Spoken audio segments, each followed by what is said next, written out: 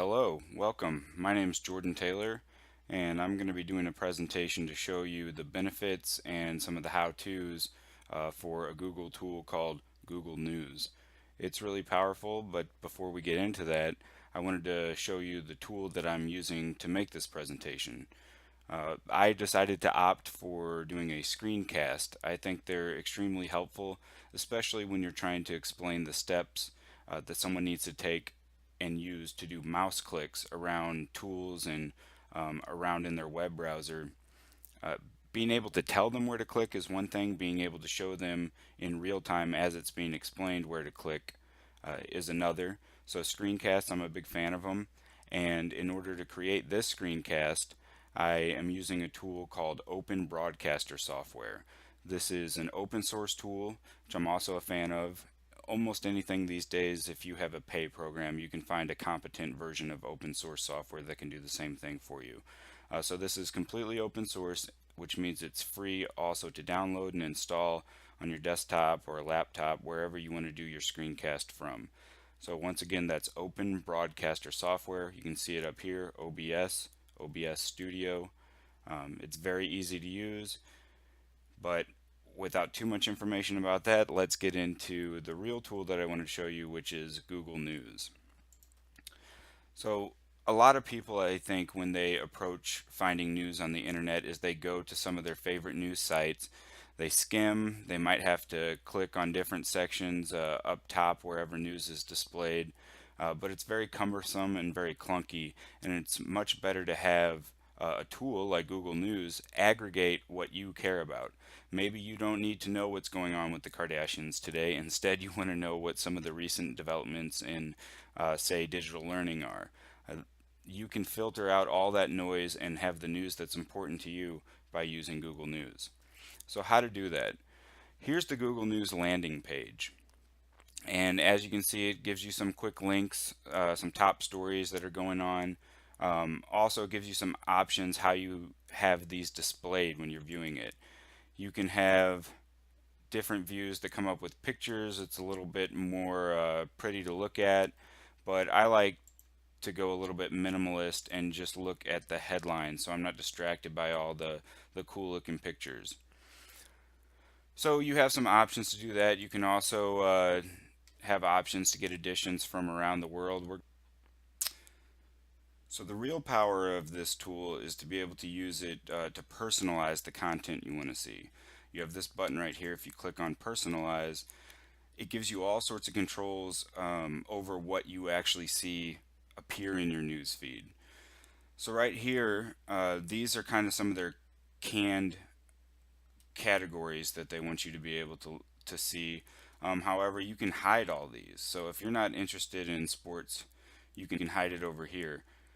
You can also personalize. Like I said, if you want to see stuff about digital learning or maybe some topics that are related to your local area, Missouri schools, Missouri history, or you're more interested in professional development type topics, how can you stay ahead of what's happening in the education field? You could put some of these topics like virtual classroom in here or education development.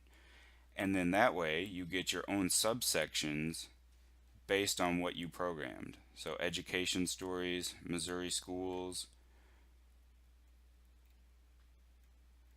As you can see, some of the stuff that's happening around Missouri.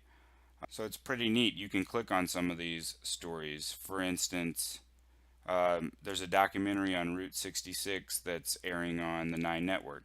That's something you could inform your students about if you're teaching them Missouri history. So we can click on that and read more, exactly what it's going to cover. Just pull up the article right here instantly.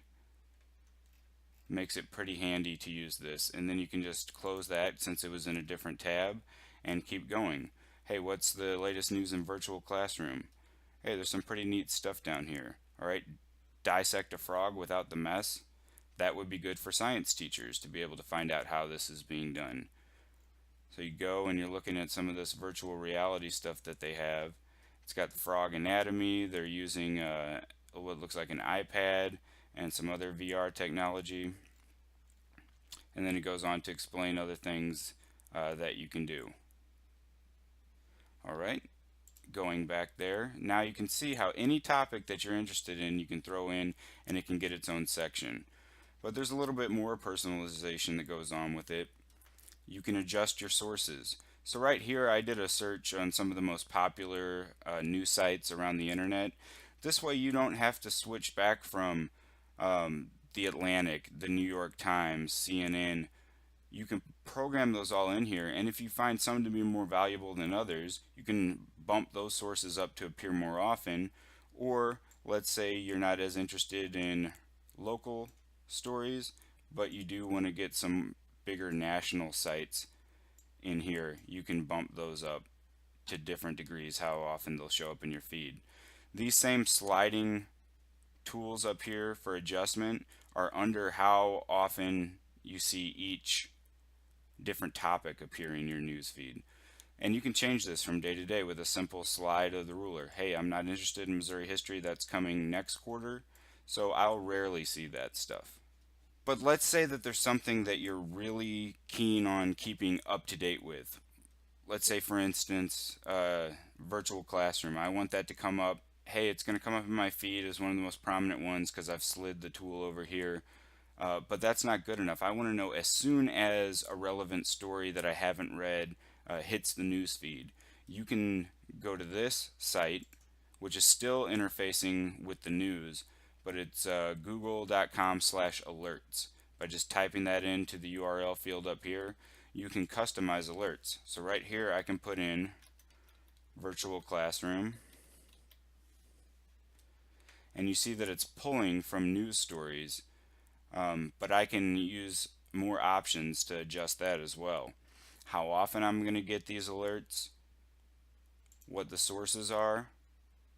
So say I just want the cold hard news. Click on that.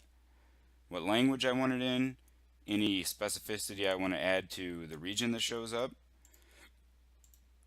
all results or only the best. You're trusting Google there, you're in their hands, and then you put an email address in there for them to deliver it to, create the alert, and the frequency you specified will determine how often you're going to see that pop up in your email inbox.